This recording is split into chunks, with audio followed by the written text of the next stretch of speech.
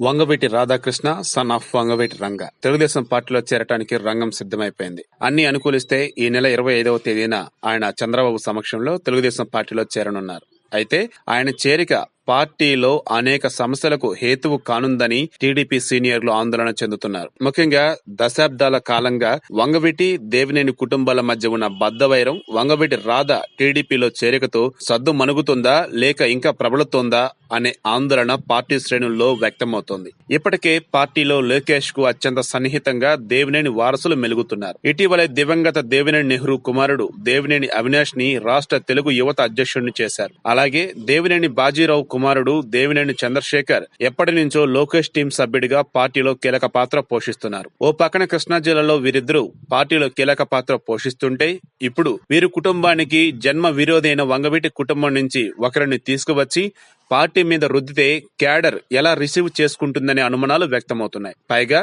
రాధాది ఎవరితో అయినా మింగిల్ అయ్యే మనస్తత్వం కాదు. ఎక్కువ సెల్ఫ్ రెస్పెక్ట్, అదేవిధంగా సెల్ఫ్ ఇండివిడ్యువాలిటీ ఉన్నటువంటి వ్యక్తి. ఈ నేపథ్యంలో దేవినేని అవినాష్, దేవినేని చంద్రశేఖర్లతో కలిసి ఎంతవరకు పనిచేస్తారనే ప్రశ్నలు ఉత్పన్నమవుతున్నాయి. నాయకుల సంగతి పక్కన పెడితే వంగవీటి అనుచరులు, అభిమానులు, దేవినేని అనుచరులు, అభిమానులు కలిసి పనిచేయగలుగుతారా లేక నిత్యం పార్టీ కార్యాలయం వీరి తగాదాలు, ఈగోలతో రణరంగంగా మారుతుందా అని కృష్ణా జిల్లా దేశం తమ్ములలో ఆందోళన ప్రారంభమైంది. సాధారణంగా పార్టీలో ఎవరినైనా చేర్చుకోవాలంటే జిల్లా బాధ్యులు, పార్టీ ముఖ్య నేతల ప్రమేయం ఉంటుంది.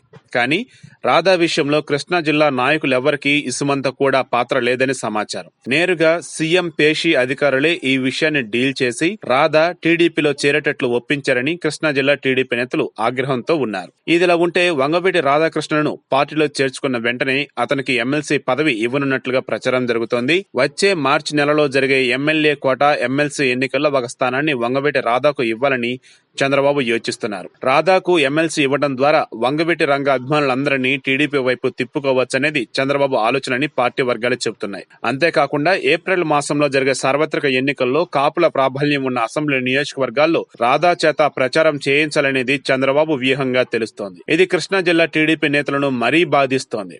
దశాబ్దాలుగా పార్టీ కోసం పనిచేసిన తమను విస్మరించి తమ ఆగర్భ శత్రువైన వంగవీటి కుటుంబం నుంచి ఒక వ్యక్తిని పార్టీలో చేర్చుకోవడమే కాకుండా అతను వచ్చి రావడంతోనే ఎమ్మెల్సీ పదవి కట్టబెట్టడాన్ని పార్టీ శ్రేణులు జీర్ణించుకోలేకపోతున్నాయి. ఈ రకంగా ప్రచారం జరుగుతున్నట్లు నిజంగా చంద్రబాబు రాధాకి ఎమ్మెల్సీ పదవి కట్టబెడితే కార్యకర్తలు అంతర్లీనంగా పెరిగిపోయే అసంతృప్తి పార్టీకి చాలా చేటు చేస్తుందని సీనియర్లు వాపోతూ ఉన్నారు. వంగవీటి రాధాను టీడీపీలో చేర్చుకోవటం, అతనిని ఎమ్మెల్సీ పదవి ఇవ్వటం, ఇవన్నీ మరో వర్గంలో కూడా అసంతృప్తిని రాజేస్తూ ఉన్నాయి. టీడీపీకి ఎంతకాలం వెన్నుదన్నుగా ఉన్న బీసీలు వంగవీటి రాధాకు అంత ప్రాధాన్యం ఇవ్వటాన్ని జీర్ణించుకోలేకపోతున్నారు. ఇప్పటికే పలు చర్యలతో బీసీలు టీడీపీ పట్ల నమ్మకం సడలుతోంది. ముఖ్యంగా కాపులను బీసీలో చేర్చడానికి టీడీపీ చేసిన ప్రయత్నాలను ఆ పార్టీలో ఉన్న బీసీలే కాకుండా ఆంధ్రప్రదేశ్ లో ఉన్న బలహీన వర్గాలందరూ కూడా వ్యతిరేకించారు. ఇప్పుడు కేవలం కాపులను ఆకట్టుకోవడానికి వంగవీటి రాధాకృష్ణను పార్టీలో చేర్చుకోవడాన్ని వ్యతిరేకిస్తున్న బీసీలకు ఇప్పుడు అతనికి ఎమ్మెల్సీ పదవి కూడా కట్టబెడతారని జరుగుతున్న ప్రచారం మరింత ఆగ్రహం తెప్పిస్తోంది. రేపు రాధా టీడీపీ తరఫున ప్రచారం చేస్తే బీసీలు దూరమయ్యే అవకాశం కూడా లేకపోలేదని టీడీపీలో సీనియర్లు ఆందోళన చెందుతున్నారు. ఇప్పుడు మీరు మొత్తం విన్నారు కదా, ఇదంతా సీనియర్లు ఆందోళన చెందుతున్న విధానమే. కానీ టీడీపీ అనగానే అందరికీ గుర్తుకు వచ్చేది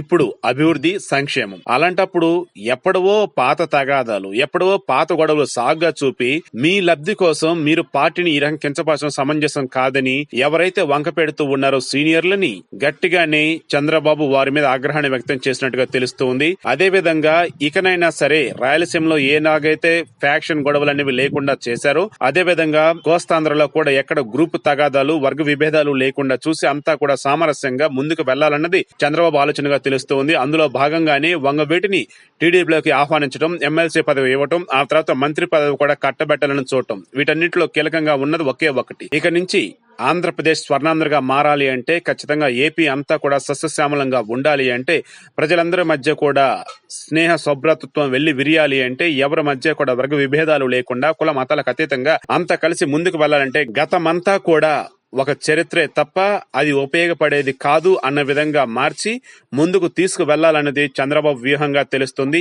దీనికి టీడీపీ సీనియర్లు ఇక నుంచి అయినా సరే సహకరించాలని కూడా అంతా కోరుతూ ఉన్నారు.